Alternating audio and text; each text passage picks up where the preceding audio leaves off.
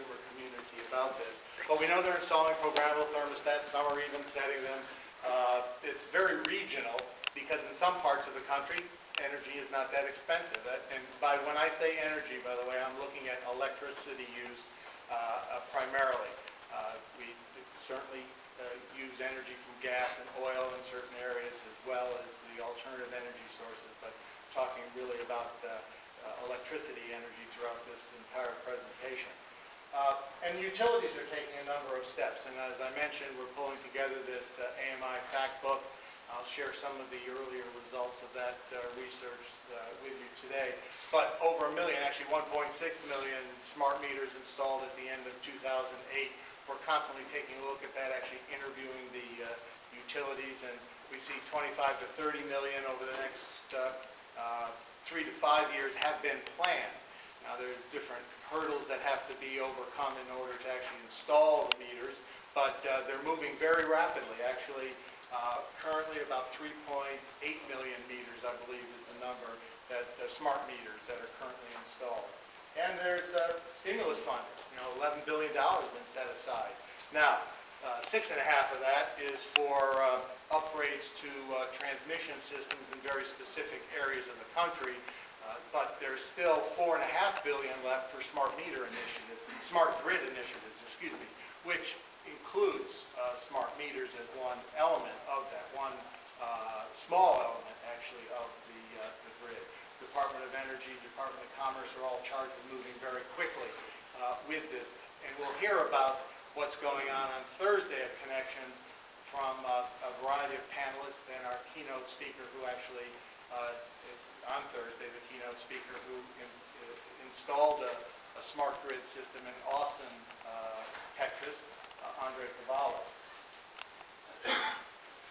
As I said, households are taking steps to conserve energy. These are results from 2007. National scan, a telephone survey, random digit dialed, asking questions about energy conservation steps that people have taken.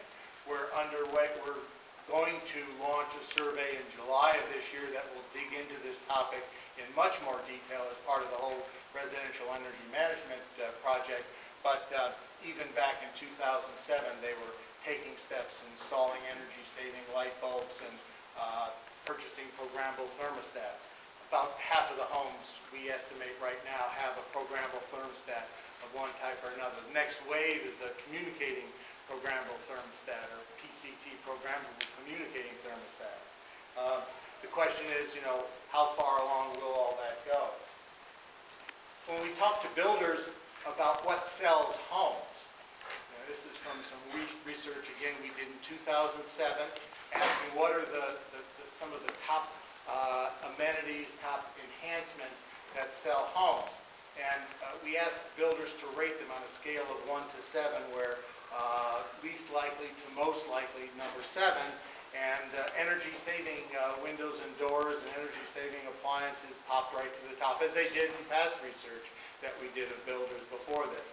We took a look at multifamily executives, people who own, manage, build multifamily dwellings. 30% of the U.S. population lives in a multifamily dwelling of one type or another.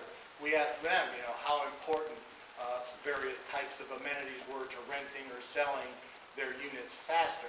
Now, the top bar is for in-unit laundry. That's kind of a metric in that domain of a very attractive amenity. So we scaled everything against that, and we can see that some multifamily executives are actually looking at or see that in-unit energy management systems are attractive. Now, this goes programmable thermostats as well as other types of systems, and I'll share with you a little bit later on some information about companies supplying the multifamily industry with tools to be able to do this, and based on the different regions involved and the different expenses and so forth, this has been an attractive feature for a set of the multifamily executives.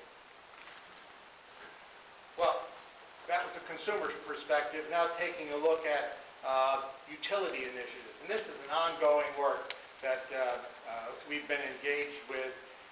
Farhan Abid, my colleague, has been spending quite a bit of time calling utilities to understand just how far along they are with some of the initiatives that have been announced. And these figures are as of the end of last week, really. We've talked with virtually the top 20 implementers in terms of utilities that I'm showing here on these charts today to update the figures and showing the location, the utilities involved, and the number of meters installed. And our focus is on the residential market. So what we're trying to estimate based on conversations with utilities and the research is residential energy management, residential smart meters, and then the planned number of meters over the next few years that will add to our forecast. Now, as I mentioned, Andre Carvalho on Thursday will present some of his thoughts about the whole smart grid initiative. He's thinking about smart grid 2.0 and in fact 3.0 when I talked with him on the phone about where that goes. And that's moving from the smart grid into the home and the types of networking, types of technologies and so forth required to make both sides of the meter play well together. Again, I included some additional figures in terms of initiatives really